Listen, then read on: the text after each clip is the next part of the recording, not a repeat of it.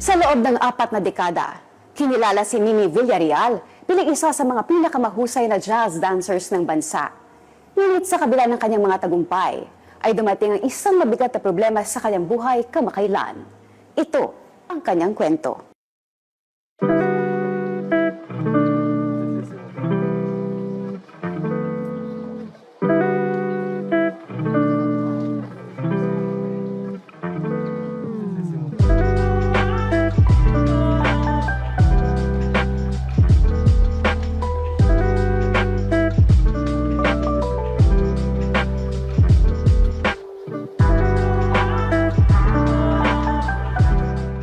Ako si Mimi Villarreal, isa akong mananayaw na profesional.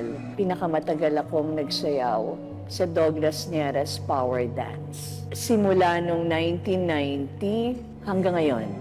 Prior to that, when I was still in grade school, my dad would get tickets from his work to shows in CCP. And the first time I told myself I wanted to be a dancer was when I saw Ramahari by Ballet Philippines, choreographed by our national artist, Alice Reyes, national artist in dance. Doon ako na in love. Sabi ko, doon ko na-imagine. I could imagine myself on stage. That was the first time. I don't remember how old I was, but I was still in grade school. Sabi ko na, magiging dancer ako. Isang kilalang performing artist, ang kanyang pagmamahal sa pagsasayaw ay nahubog mula sa kanyang maagang pagsali sa mundo ng teatro. We got involved in theater and we loved it. Because theater is an integrated art, may dance, may movement and dance. Aside from acting, aside from visual arts, script writing, and syempre, naging favorite ko yung movement and dance. I enrolled in ballet. Naging teacher ko na yata lahat ng magagaling na ballet teachers ng buong Pilipinas. Pero hindi ako nagsayaw ng ballet. Hindi ko feel, but I know I needed the strength and the technique. Tapos I would enroll. Outside of PETA, ako and a partner, ako and another dancer in PETA, we would go to all the dance schools. We would go to CCP workshop. We would go to the Met, and when there are guest dance companies who gave master classes, we will be the ones sent by PETA. In one of their commission shows, bigla akong inask ni Tito Douglas na, estudyante lang ako noon Mimi, pumunta ka sa rehearsals. So pagdating ko sa rehearsals, meron nang tinuro sa akin, mabilis, 4 dances. Kasi, bakit daw? Tomorrow na yung show, bukas na. Siguro mga 1 week na sila nagre-rehearse. Bakit ako napunta doon? Kasi, hindi dumating yung isang dancer the day before rehearsals. So, photo finish, inaral ko lahat ng sayaw, and nag-perform na ako with power dance. So, nag-remember na ako ng power dance. Wala nang balikan yon. Sa kabila ng kanyang makulay na karera, maraming pagsubok ang hinarap ni Mimi. Kabilang nga ang pagkasira ng tahanang tinihan niya sa kasagsagan ng Bagyong Ondoy. Umabot sa second floor ng bahay, yung baha ng Ondoy, in Antipolo because we were, the house was located in the area that's a catch basin. It's beside a creek. Tapos ang dami ng kinalbo na mga parts ng bundok, ginawang subdivisions, upstream. Nabasa lahat yung piano ko. By the way, I used to play the piano. So yung piano ko nasira, yung iniyakan ko noon, 6 na sako na libro, natapon na lahat. So maraming nawala. So nung nakikita ko yung sunog, parang hindi na rin new na nakikita kong nasisira na kinakain ng apoy yung laman ng second floor. Noong ika-1 ng Hulyo, isang trahedya ang muling dumating nang masunog ang bahay ni Mimi. First experience ko yung sunog na nadamay yung bahay ko sa sunog. Nagsimula dun sa sunog nung bahay sa likod namin na nakadikit. Bahay yun ng mga pinsan ko. Gabi yon, after 11 p.m., buti na lang gising ako. I was on the phone. Tapos nagsisigawan yung mga tao sa labas. Ang sabi, labas na kayo dyan, labas na kayo dyan lahat. So I had no idea na may sunog. Wala naman kasi sumisigaw na sunog.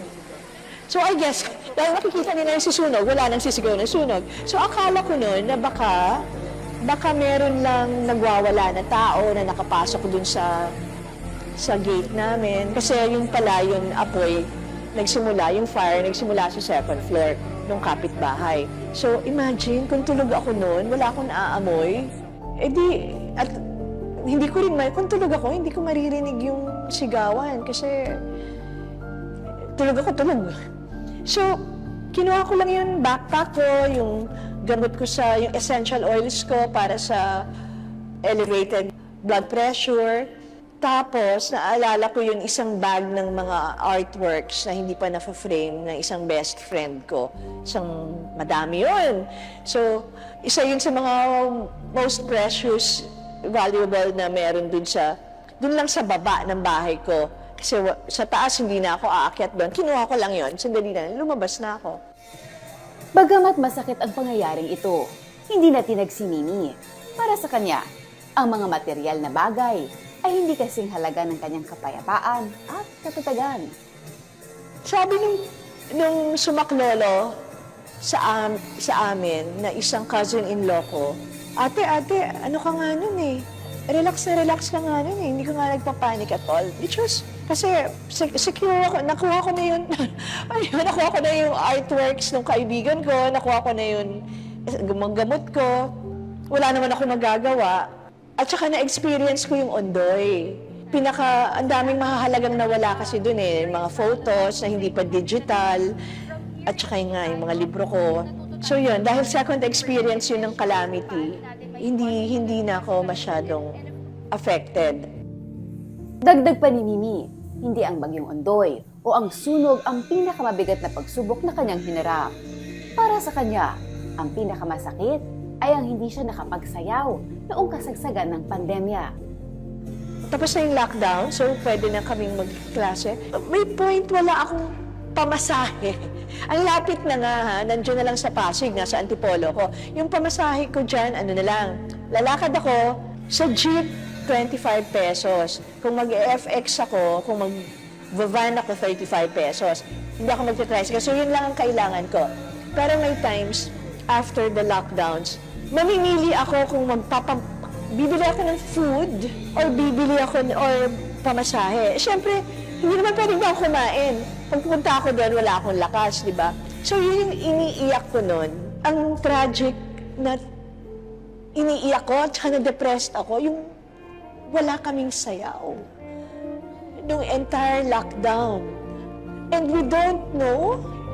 Nagtatawagan kami. We don't know kung hanggang kailan, di ba? Hindi natin alam. Grabe talaga to. Itong COVID na to na yun talaga ninakaw yung buhay. Yung pakiramdam mo, ninakaw yung buhay mo. Wala yung fire na yan, wala yung sinabi. Kasi araw-araw kami nagsasayaw eh.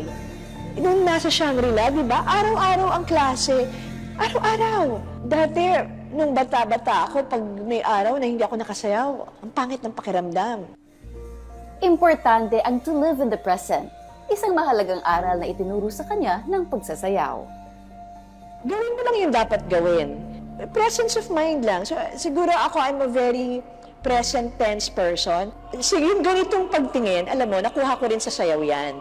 Kasi yung training sa sayaw, ganun din. Present tense.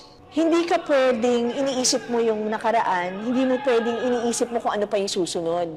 Magta-train ka para maging equipped ka na yung susunod magagawa mo kasi ni-rehearse mo yon at saka, pero kailangan nandun ka sa present moment.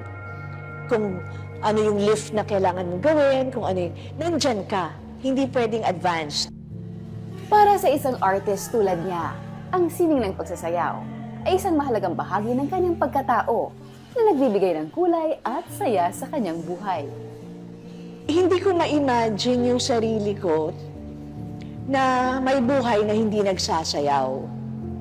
So, ibig sabihin nun, hindi pwedeng mawala yung sayaw sa buhay ko. So, I would say siguro it's a calling. Yung paniwala ko, hindi ka naman tatawagin ng Diyos gumawa ng isang bagay na ayaw mo, hindi mo love gawin.